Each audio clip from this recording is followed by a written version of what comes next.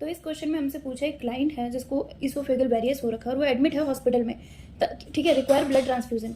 तो फिजिशियन ने ऑर्डर किया है कि इसको 1 यूनिट ब्लड ट्रांसफ्यूजन चढ़ा दो। तो सबसे पहला नर्सिंग एक्शन क्या होना चाहिए?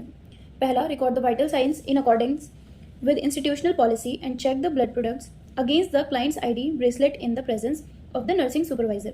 या फिर obtain vital signs, confirm the blood product with another nurse using the client's ID bracelet and monitor vital signs as per institutional policy. या फिर hang the blood and monitor the client's vital signs every 15 minutes until the transfusion is absorbed. Or next is take the vital signs after hanging the blood and return in 15 minutes to monitor the vital signs.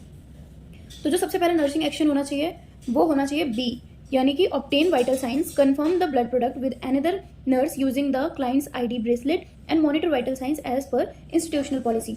आपको सबसे पहले क्या करना है? Vital science लेना है, उसके बाद कंफर्म करना है ब्लड प्रोडक्ट, अनदर जो भी दूसरी नर्स होगी उससे क्लाइंट के आईडी ब्रेसलेट के बारे में उससे पूछ के देन मॉनिटर करना है वाइटल साइंस जो भी इंस्टीट्यूशनल पॉलिसी है उसके अकॉर्डिंग, ठीक है।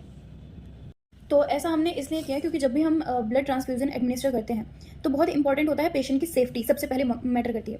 तो मॉनिटर करना है कि कोई भी एडवर्स रिएक्शन तो नहीं हो रहे हैं। इस वजह से जो बी ऑप्शन है वो बिल्कुल करेक्ट है। नेसेसरी स्टेप है प्रॉपर ब्लड ट्रांसफ्यूजन एडमिनिस्ट्रेशन के लिए। ऑब्टेन करेंगे पहले तो वाइटल साइंस, उसके बाद पहले वाइटल साइंस लेंगे फिर ब्लड प्रोडक्ट एडमिनिस्टर करेंगे, ठीक है, जिसमें 2 रजिस्टर्ड नर्स होंगी जो कि वेरीफाई करेंगे पेशेंट को और साथ में जो ब्लड प्रोडक्ट डाटा है उसको, और साथ ही साथ मॉनिटर भी करेंगी वाइटल साइंस को throughout the procedure as per institutional policy. तो इस वजह से बी ऑप्शन करेक्ट है।